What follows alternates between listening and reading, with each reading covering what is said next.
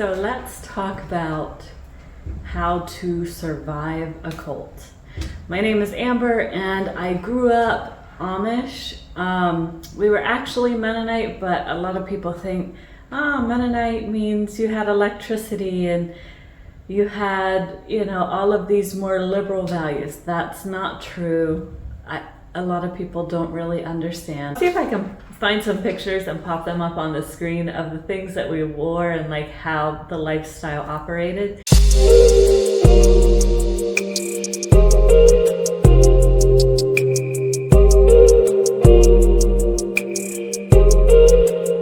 My parents would be absolutely mortified if they knew that I was calling their lifestyle a cult. Well, what is a cult then, in my opinion? Well, a cult is a religious sect who controls basically everything that you do, everything that you wear. They really keep you from venturing outside of the doctrines that they teach you. I remember it was completely frowned upon when I started going to community college when I was a teenager, and they basically made sure that everything that we learned was through a very Christian perspective, and I am no longer religious, and that means I have deconstructed a lot of religious beliefs that my family just was so intent on teaching to me. So how do you survive a cult? So I was born into this cult, and basically my whole life I was the oldest daughter, so I was oftentimes looked to as the person who did most of the work in the house, because when your mom has a lot of babies back to back, there's a lot of times when she's either sick with morning sickness or sick with postpartum. And my mom had postpartum really bad. In fact, it just kind of led to her being depressed and being bipolar later in life more and more. So this was a terrible experience for me, and it caused me quite a lot of trauma. And how did I manage to protect kind of my own beingness while living in such a uniquely designed community where you're not really supposed to do so many things? Well, I learned pretty early on in my life. I remember looking around, and I think I have a little bit of psychic powers, not necessarily like seeing or hearing, but I understand things. I can see systems, and I understand oppression, and I understand psychological things that people do very easily. So I just remember being very young and just thinking, they can't believe all the things that they believe. It doesn't make sense. And I just thought, they're doing these things because it's just how they've been taught. I remember a lot of the questions I would ask my mom, like, why do we have to wear our hair like this? And why can't we have nail polish? And why can't we have earrings? And all of these things that seem so like something that Jesus couldn't care about. And I would ask her, like, why do we do this? And why do we do that? And she would say, a couple different things, but she would say mostly, this is the way that we've always done it, and this is the way we're going to continue doing it. That was never good enough for me, okay? So I quickly figured out that they can imprison my body, they can force me to work, they can force me to behave, and they can force me to go to school and learn these things from the approved type of books. And and my mom wouldn't let me read a lot of books that I really thought were very interesting, and they taught me about how the world is beyond our cult. I understand why she didn't want me reading those, because it definitely opened my perspective, so I would sneak reading them. I would get punished for it, and I just knew like I could get punished, I could be forced to do things, but no one can ever imprison your mind. Your mind belongs to you. And I use escapism all the time. I would read like crazy.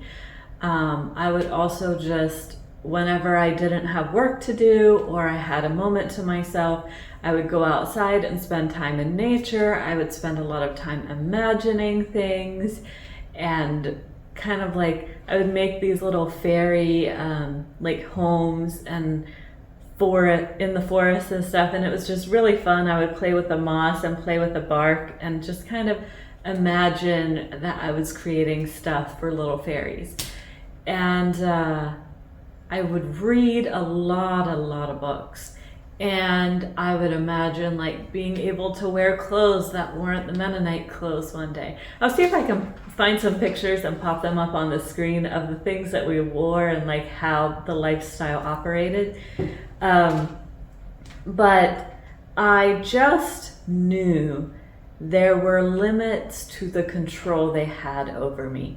And I have always kind of understood the law of attraction, I guess, even before I really started learning about the texts that speak about laws of manifestation, before I got introduced to Abraham Hicks content, all of this. I just intrinsically knew this.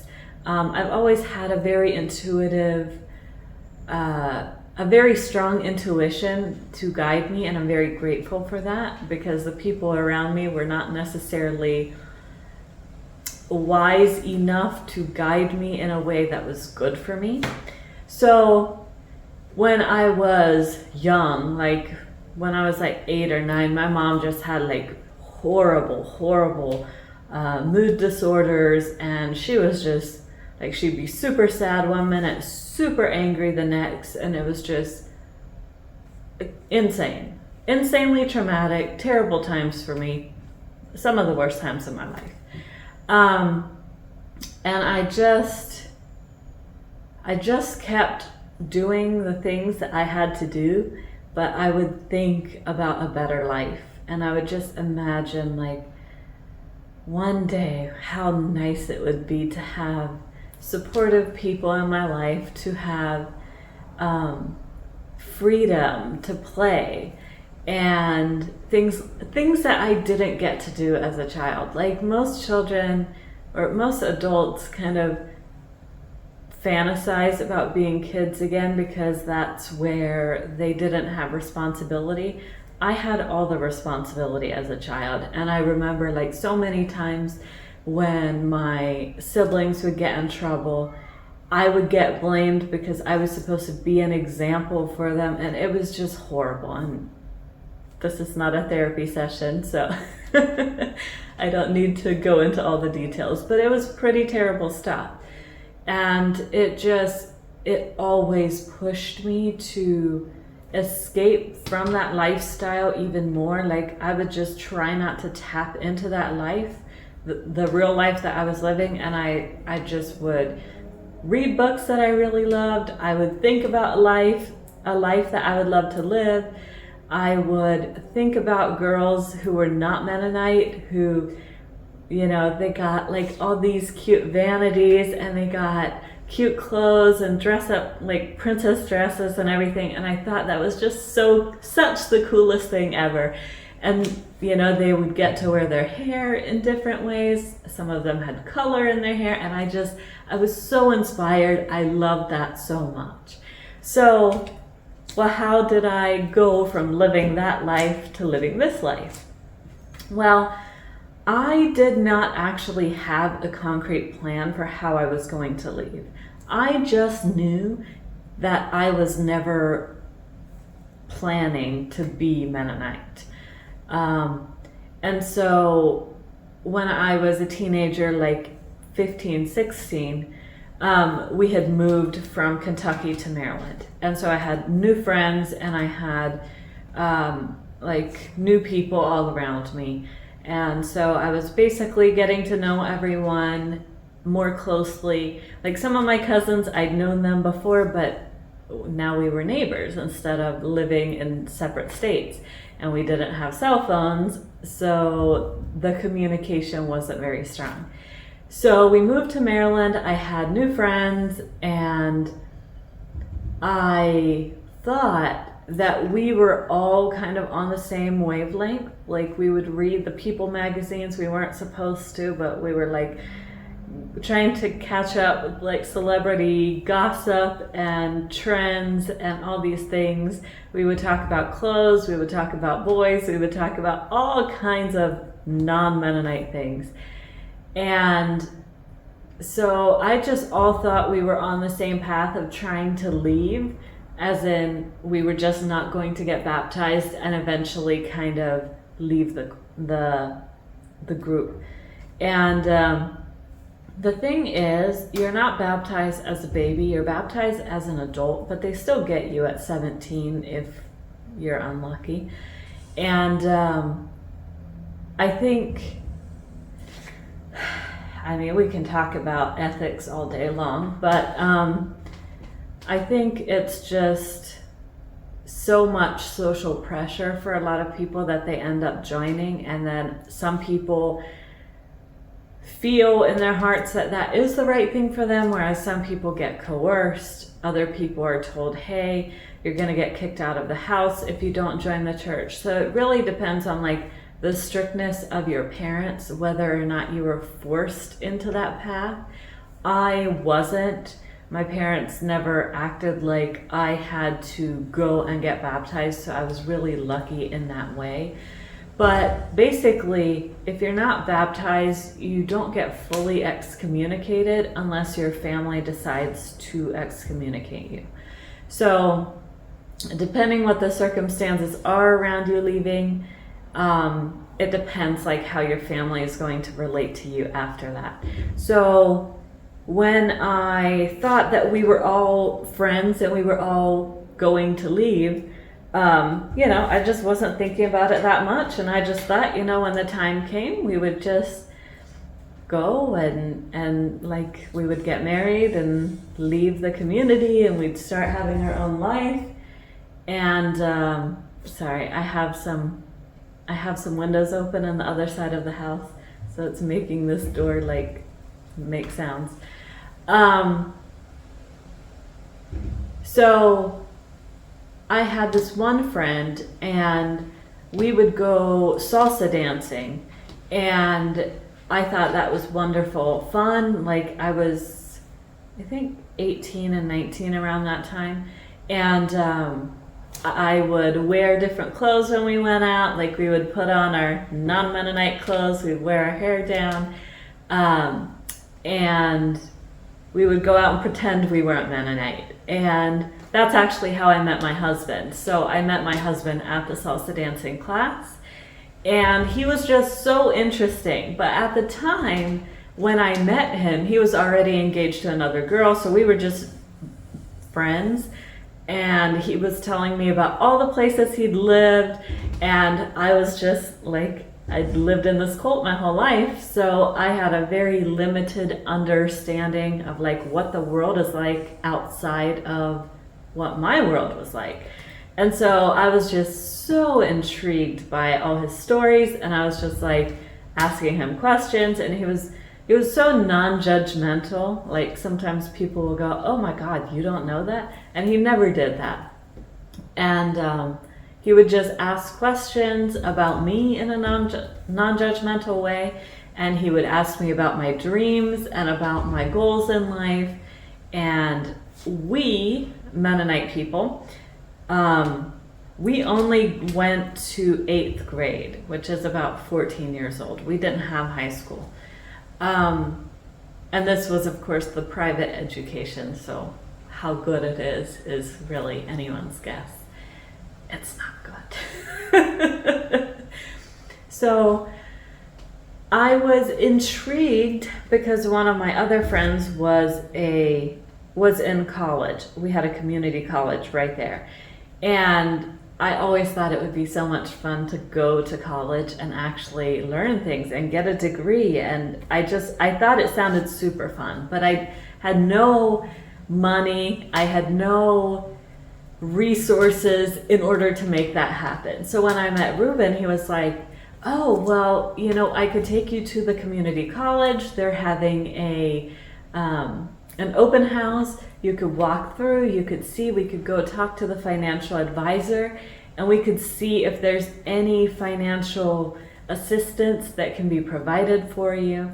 So I was like, okay, this sounds wonderful. So we went, and I remember reading all the papers, and it was just like opening my mind like so much. I was like, okay, well, this career looks fun, this career looks fun, so does this one. And I was just, it felt like unlimited potential, and it was so exciting, it was so invigorating, and I loved it so much. So we went and we spoke with a financial advisor, and of course she reviewed my records, and she's like, wow, well, she didn't say this, but it's true. Wow, your parents are really poor. Yeah, we can give you the full Pell Grant. So all of my schooling was paid for. I decided to go in and get a nursing degree, but even though that was a 2-year degree, you have to remember, I didn't go to high school. So I had to go take some placement exams. I had to get my GED, and then I had to, of course, get like a whole bunch of different classes. I forget what they're called in high school, but like high schoolers can take college classes while they're in high school. Of course, I'd never even taken the high school classes, so that really put me behind. So I had to spend, I think, 2 years of doing prerequisites before I could even enter the nursing program. And about a year into actually dating Ruben, because his ex had ghosted him, just completely ghosted him. And so I was just being his friend, and I was like, do you think this is a normal thing? Like, do you think this is a healthy relationship you have? And I was just basically trying to be his friend while he got through hard times. And then he was helping me go to college because no one in my life had ever supported me like that. And I was so appreciative, and I was so grateful. And it was amazing to have someone who actually cared about me as a person, who actually saw my potential, and not in a way where they just wanted to take from me. Like most people just wanted to take from me. So I was just like having a wonderful time. When we started dating, finally, after he'd gotten over his breakup, we started dating. And of course my family had told me, don't ever think about dating anyone outside of the church. We're gonna kick you out. If any of this ever happens, I know you're going to those dance classes. Don't even think about ever having a relationship with anyone who isn't Mennonite. So I already kind of knew like what might happen if I were to date outside the church, even though some people would date non-Mennonite Mennonite kids, if that makes sense. So basically they would date each other, so like neither of them wanted to join the church, but somehow that was okay. But like if you were to date someone who doesn't come from a Mennonite background, like Ruben doesn't, they think, they're gonna have different values, they're gonna leave you, they're gonna divorce you, there's no chance that you guys are ever gonna come back to the church. And it's just like such a big fearful thing that they try to project on you. But what I was really shocked about when my parents did kick me out is actually that my friends weren't very supportive. I was shocked. I thought we were all on the same wavelength, and we were not. So it was very isolating for me, but I ended up moving out of my family's home. I didn't speak to them for a long time. I moved in with Ruben, who was super happy. He was like, oh my gosh, this is the best Christmas gift ever, because it was like the month of December that I got kicked out. And he's like, please come live with me. I didn't have money, and I was just like in such a terrible, vulnerable state. And all he ever did was uplift me, provide for me, try to empower me. He's like, even if we don't end up together, I would still love for you to be super educated and capable of getting a job anytime, anywhere. You know, you shouldn't have to depend on me, which was just so sweet and so wonderful. Definitely, I don't know how I manifested him. Maybe all those years of imagining someone who supported me and loved me for me made that come to fruition. Either way, totally blessed in every way. And it was just what could have been an absolutely terrible situation, which luckily I think I have very good judgment when it comes to men. I was still in a position of vulnerability, so anytime women are vulnerable, it's definitely not your best time to be choosing partners. But it was really wonderful to be actually supported, actually loved, which was super weird because I'm not related to him, so like, why is this guy just being so good to me? Well, now we've been married for, well, we haven't been married all that long, but we have lived together for 10 years. I just turned 29 yesterday. So we've been together for 10 years, and he has just stayed supporting me all this time. And so I've been able to go out of survival mode and into thrive mode. You can see all the art on the wall behind me. After I graduated with my nursing degree, I started working. And I was working full-time, and I did not like it very much, but I was planning to get like 1 year before we tried to move overseas, because Ruben had told me he really wants to move overseas, and I thought, yes, this sounds wonderful. I love adventure. I'm all for it. So I was planning to get my year of nursing experience under my belt.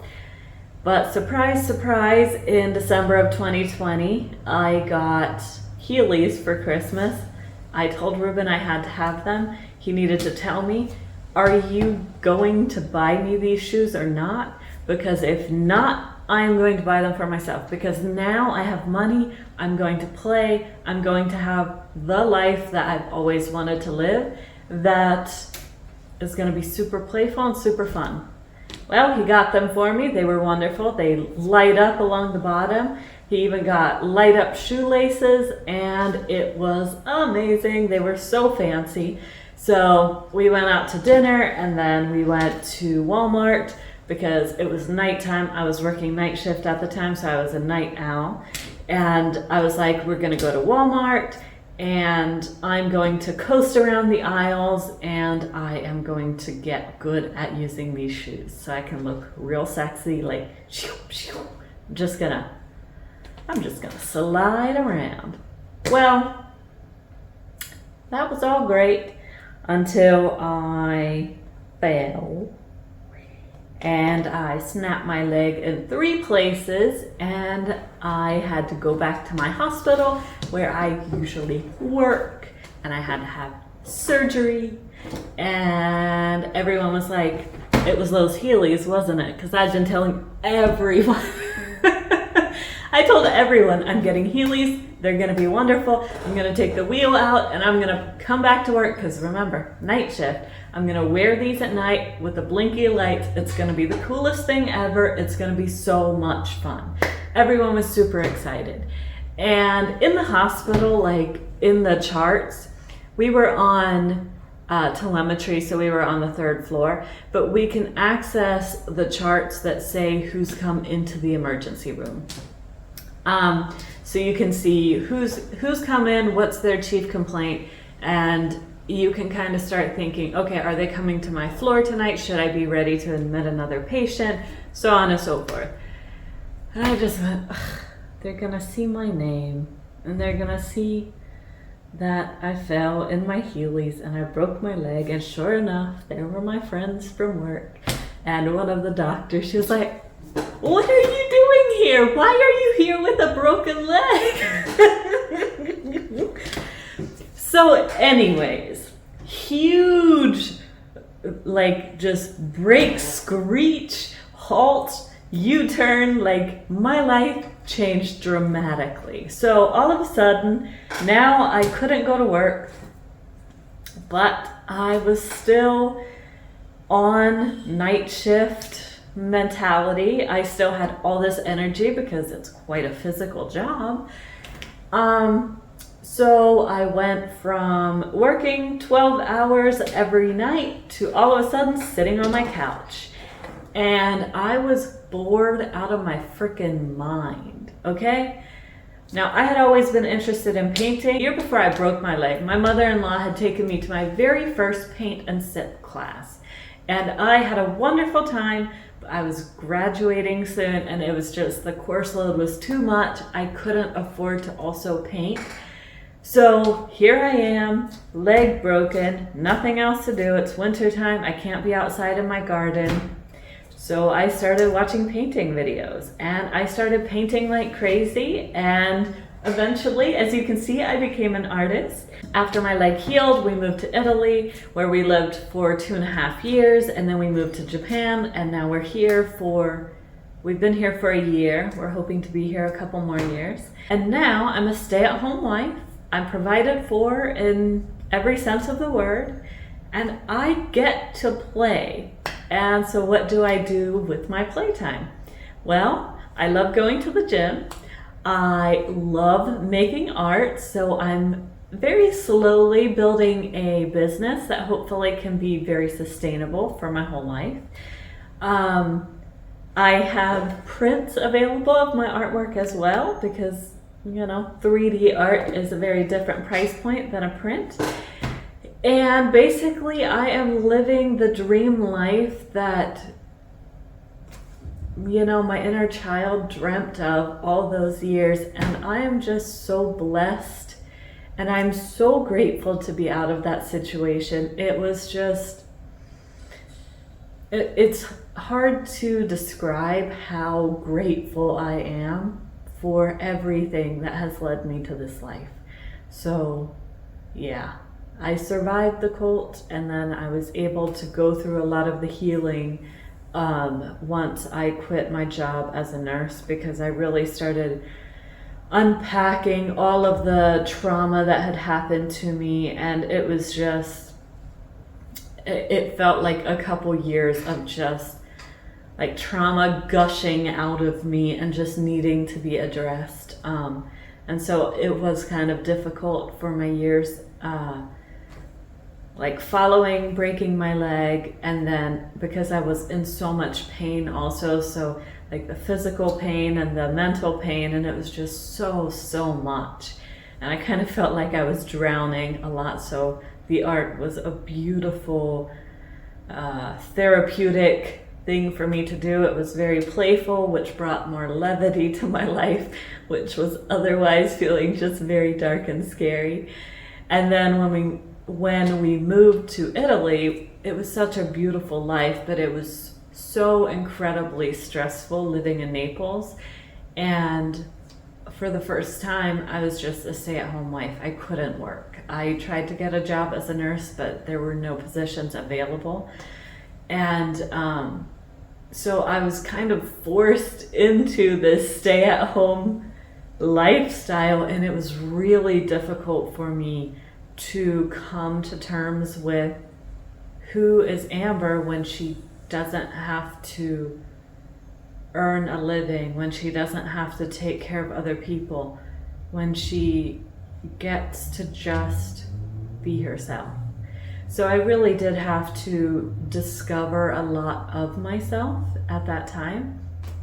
And now this is what my channel is hopefully going to be able to share with you guys, so that you can hopefully feel bulletproof. Like, I don't know, if you if you make it out of a cult and get to live the life that I've lived, I think I'm incredibly qualified to coach people through hard times and basically stand here as a lighthouse saying it's possible for you, you can do it. I'm holding this energy as proof that anyone can do anything. Your dream life is just waiting for you. So please, please, please, I hope you feel not too sad about the hard times you've lived, because, you know,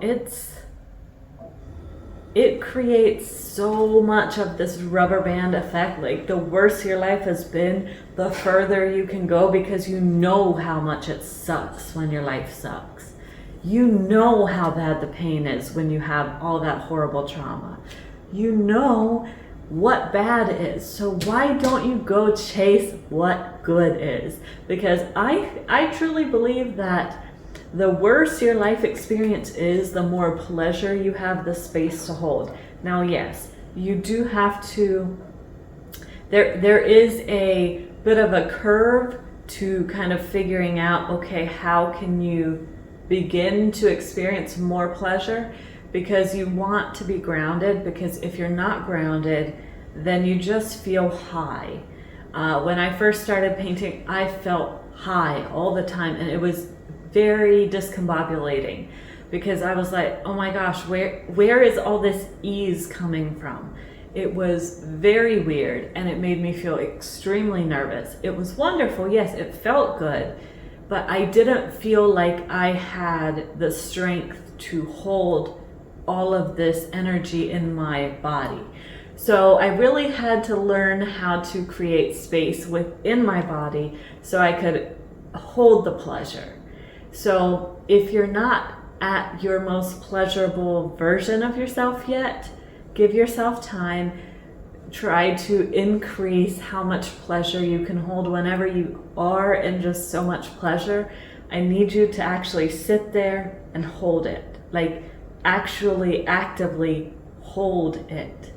Breathe into it, and you can acclimate your body and your mind into believing this is safe, this is possible, and this is my norm. Eventually, it's going to be your norm. So, thank you for watching this weird video of my very traumatic past leading me to a very wonderful life. And I hope this inspires you and gives you strength and permission to leave hard things behind if you can, when you can, and reach for that good life unapologetically. Thank you. Bye. Also, I have prints available on my Zazzle store, so I'm going to link it down below. Bye.